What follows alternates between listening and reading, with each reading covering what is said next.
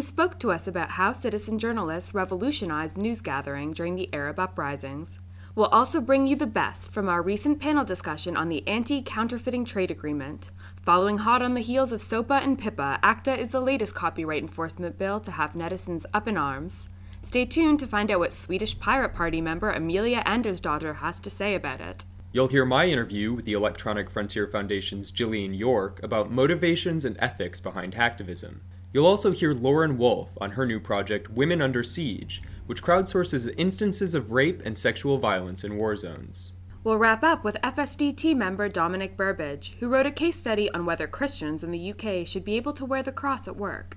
But first, Wada Kanfar, who spoke to us about the interplay between traditional and citizen journalism. According to Kanfar, Al Jazeera editors were forced to rely on citizen journalists after the broadcaster was banned from covering the uprising in Egypt last year. I always say we went there because of necessity, but later on we embraced it because of choice, because we found great value in incorporating and in integrating social networks within the mainstream, within newsrooms. Kanfar says the result was win-win. Al Jazeera's coverage was strengthened and citizen journalists refined their skills. For Kanfar, this new partnership has given rise to a generation of smart bloggers, skilled citizen reporters who have never studied journalism or worked in a newsroom.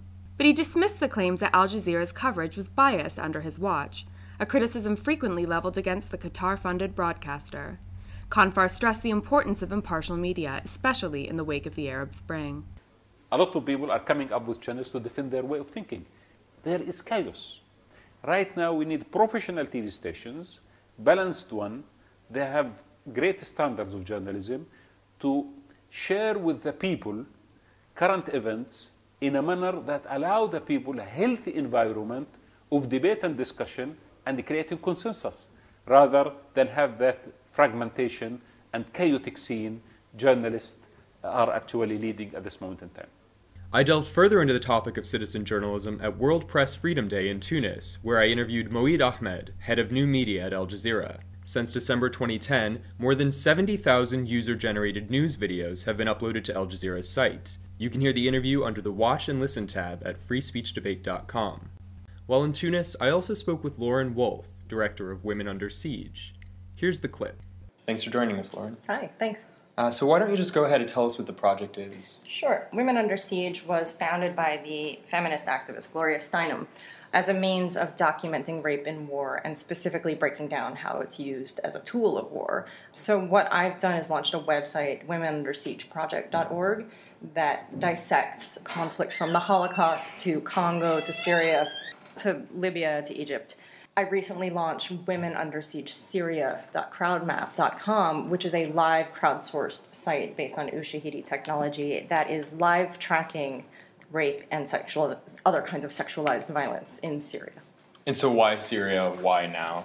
There were many choices. I could have chosen Congo or Burma or a number of places. Syria jumped out at me along the way because of the complexity of reporting and the amount of information and the kind of convoluted information coming out. It was a real challenge to take on, and it seemed urgent and present. Okay, so I know you're a journalist by background. You were with the Community to Protect Journalists for a while. Is that helping you at all in this role, that journalism background? Yes, very much, because this project on Syria has a number of dangers attached to it. So my background in press freedom and in protecting sources and being very aware of how access to information actually can hurt people using that information or providing that information is very much attached to the work I've done previously. What sort of security precautions do you take? I'm sure there's a lot of considerations that have to go into this. There are more than I ever could have imagined. When I started out, I knew nothing about Ushahidi. It turned out to be very easy to use. What was not easy was trying to figure out how to not only protect our own process of collecting information and storing the information, which is very complex and very carefully done, and how to protect the people reporting in. Because security-wise, you're dealing with people who don't know how to protect themselves often, so you need to protect them as much as possible. So what I did was I went ahead and created a security page on the site where it gives suggestions. Use Tor, use Hushmail, do different things to keep yourself anonymous, and we give our word that we will take out their names and identifying information in return. There's a second aspect to the project that I'm implementing now, which is an SMS reporting system, and that is a whole other host of security nightmares. And how are you getting around some of those when people are using SMS? What I'm doing is setting up someone in Beirut, a trusted source of mine, who will be using frontline SMS to take in those reports. What I believe I'm doing is limitedly distributing the phone number.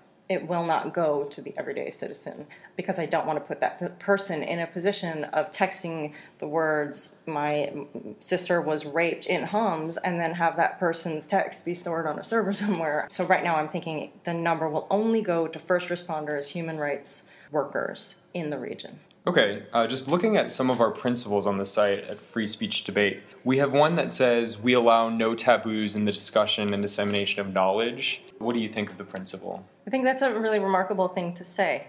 Everything surrounding the discussion of the rape of women is taboo in nearly every culture, if not every culture that I can think of. The dissemination of a single report of rape has consequences not only for the woman raped, but also for her family. In the Middle East, an entire family is disgraced. In parts of Central America, a woman who's been raped in Guatemala or Honduras is basically shunned from her house. In Darfur, women are made to go live in huts by themselves. So just the dissemination is so taboo that it keeps women from coming forward. So if we can somehow provide a safe way for women to talk about what's happened to them, to get medical and psychological counseling, that really comes from putting a spotlight on the situation, making it safe for them to report, but making the world know that this is happening so that they can get help. And I know your site is Women Under Siege, but have you seen men use the site, or do you anticipate that? Yes. In fact, we are tracking men who are raped also in Syria. We have a whole category that, while the emphasis is on women, we have a whole category that recreates all the subcategories for men. And there are quite a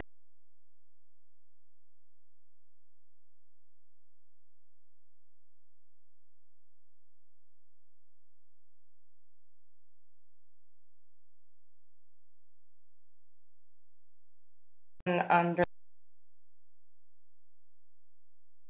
And I was hired on to create the project, but what I quickly realized is that women's stories are the stories that are not being told. The rape of women in war is the second page story. It's the battle casualties you read about first. So what I really think is important is using the site as a megaphone to say that this is more than half the population that's suffering, and we need to start paying attention.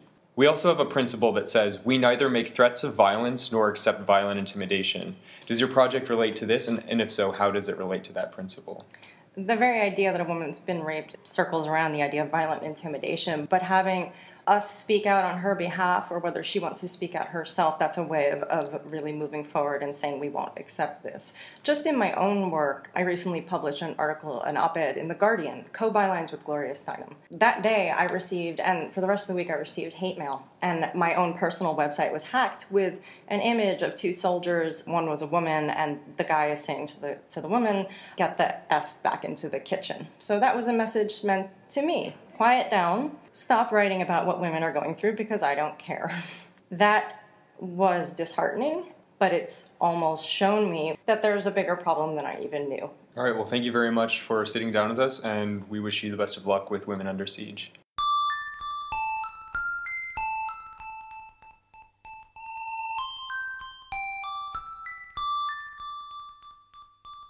This month, Free Speech Debate and the NGO Article 19 held a panel discussion on the pros and cons of the Anti-Counterfeiting Trade Agreement. Article 19's Gabrielle Gamine summed up her NGO's concerns in 3 points. Firstly, the bill provides inadequate protection for freedom of expression and fundamental rights. Secondly, it puts pressure on internet service providers to disclose their customers' details. And thirdly, the bill's criminal provisions are unclear. And so, for example, you might think that it is okay to transfer a file from your iPod, like a song, to your computer. But under ACTA, this type of behavior, which is fairly trivial, could potentially be criminalized and lead to criminal penalties. Andrew Murray, professor of law at the London School of Economics, played devil's advocate. We heard terms such as share and culture of sharing. Let's be honest. By share, we mean copy. By copy, we mean take without paying the person who created. You might call it stealing, you might not.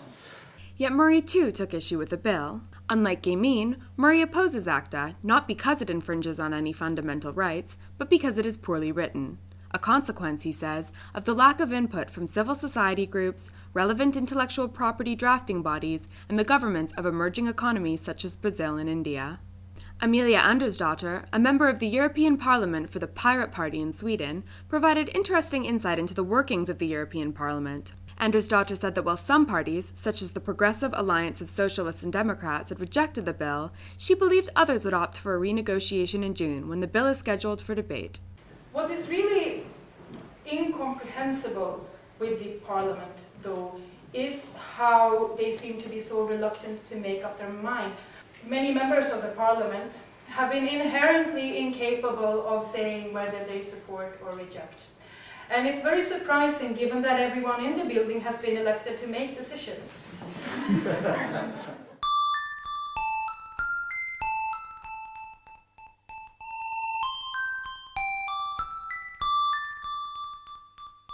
Now, here's Brian's interview with Gillian York, Director of International Freedom of Expression at the Electronic Frontier Foundation. Thanks for joining us, Gillian. Thank you for having me. We're at the American Middle East Network for Dialogue at Stanford, and you just gave a talk about digital activism in the Middle East. Can you go ahead and just define for us what you mean by digital activism? Sure. So I don't like to draw a line between online and offline most of the time. And so I'd say digital activism is any time that digital tools are used to enhance any type of campaign, really, be it social, political, or otherwise. And then looking at hacktivism, what are your thoughts on hacktivism? How does it differ from digital activism as a broader concept?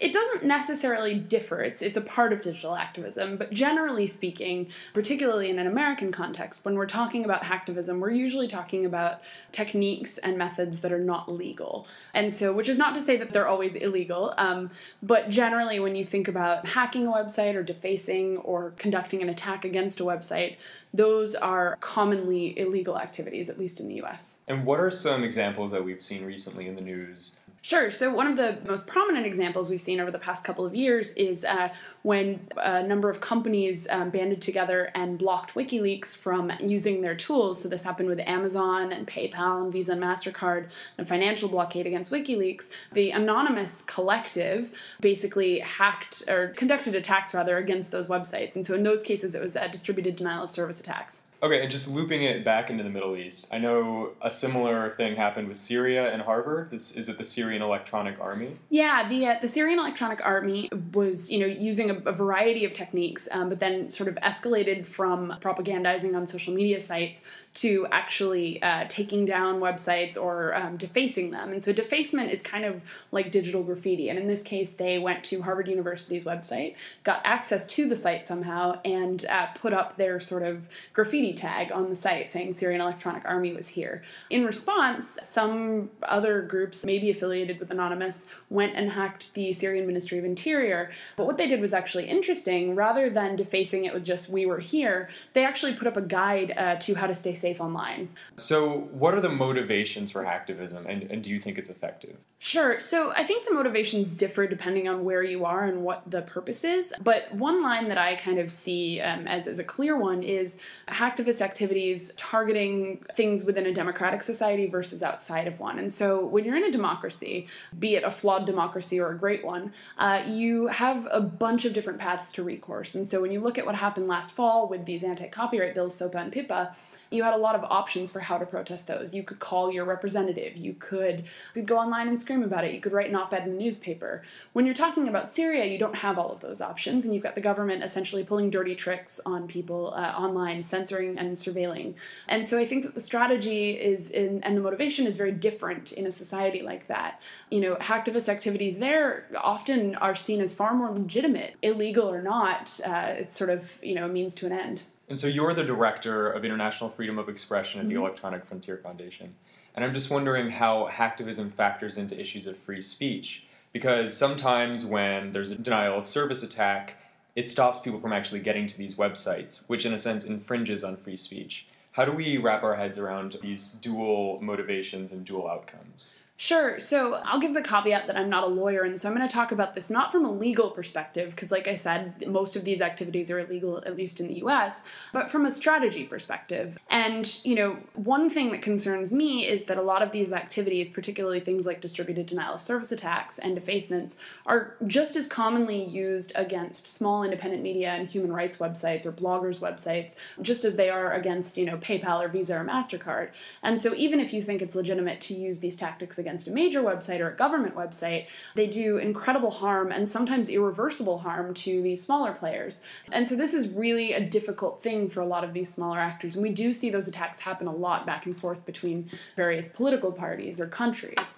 So that's one problem that I see. And then another is just that, when you do have other options, these can seem sort of juvenile and sort of the quickest means to an end, but not necessarily the most effective. And of course, the other problem, which I think we were talking about earlier, is, I'll give an example. When you had last fall, the BART system, the transportation system in San Francisco shut down telecommunications around a small protest. But one of the things that came out of it was that Anonymous or a collective sort of went and hacked the user website for BART, and they made public the user details of a number of BART riders. And so that was a violation of those users' privacy. Now, they were trying to make the point that this website was not secure, but they didn't necessarily have to go so far as to publicize people's personal information, and that's where you've got problems coming in. So how do we teach, or how can hacktivists learn moral and responsible hacking? I mean, is there a resource for that? That's a great question. I don't happen to know what that resource is, but I'm sure that it exists. I think really, if I were going to say it, I would probably say two things. The first is think about the collateral damage. Think about the ordinary citizens that you might be hurting with these activities. The second thing that I would say is just, think about whether or not you have another path to recourse when you are going about these activities. Can you affect change without attacking or defacing a website? If the answer is no, then that might be your method. And the thing is, I like to think of these as, even when they're illegal, they're still a form of nonviolent action. And so just like other forms of nonviolent action, sometimes you are committing a crime in order to make your point. And so, like I said, I would see, do you have another path of action? Two of the most famous groups we've heard about in the news are Anonymous and LulzSec. And in Anonymous, right in the name, we see that anonymity is key for hacktivists. What role and how crucial a role do you think that anonymity plays in the risks these groups are able to take? I think anonymity plays a huge role, but unfortunately, I think that fact results in politicians and policymakers arguing against anonymity, because you say, okay, if these people can commit a crime by being anonymous, then nobody should be anonymous on the internet. But the problem is that anonymity is vital to other users of the internet too, from your activists to an LGBT person in a small town to someone who suffered domestic violence. I think anonymity, of course, is crucial to people engaged in hacktivism, but it's also crucial to the rest of us. That was Brian speaking to Jillian York from the EFF. You can listen to the full interview under the Watch and Listen tab at freespeechdebate.com. Now, joining us in the studio is FSD team member Dominic Burbage, discussing whether Christians in the UK should be allowed to wear the cross at work. Hi Dominic, thanks for coming in. Hi, thank you.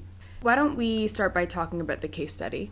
Yeah, so I think the important thing to distinguish in this case study is we are not discussing the rights to wear jewellery per se. This has not become interesting on the news because of whether jewellery conflicts with health and safety standards. This is a question of whether Christians have the right to wear the cross at work and how that interacts with employer-employee relations. So that's where we see these two case studies come in. One is someone from British Airways who's suffered problems at work because of wearing a cross explicitly as an air hostess. The other is an NHS Trust nurse who refused to remove her cross while at the workplace, and for that reason was shelved back to a different position.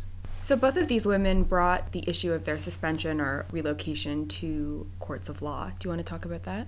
This is where things get really interesting, because on the one hand we have a kind of look into what is it for an employer's regulations and what is the discretion of an employer in deciding what kind of jewellery or religious expression should be allowed at the workplace. And on the other hand we have a human rights issue, and that is whether you have the freedom for religious expression regardless of the discretion of employers. It's now turned into a human rights issue because these two ladies have taken their case to the European Courts of Human Rights, specifically Article 9, looking at that freedom of conscience, freedom of religious expression, and saying that the cross for them counts as religious expression.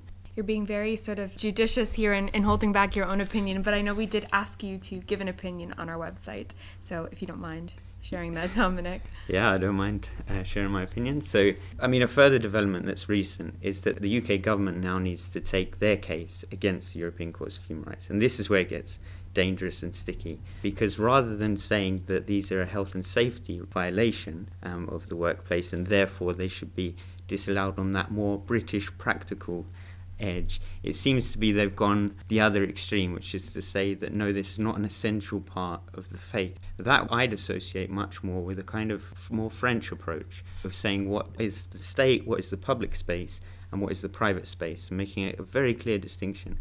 But in the past, we've seen in Britain pragmatism. We've seen a kind of common sense come together. The state is not going to make a huge judgment about religions. We live in a multicultural society, so we should, as much as possible, facilitate difference only when it becomes something very controversial, like, for example, when a primary school teacher wore a burqa. Not that we don't like Muslims or we believe this is a public space per se, but it's that the wearing of the burqa it kind of complicated her teaching in that it made her less audible. It doesn't allow kind of facial expressions that you'd normally associate with primary school teaching, and in that debate we saw more of a pragmatism. Dominic, I was wondering, do you feel like your own religious beliefs, your own faith, has influenced your views on this area? Yeah, big time. So I'm a Catholic. I don't wear a cross. I do wear a scapula, which is a small medal which doesn't have a cross symbol on it, but has other symbols on it.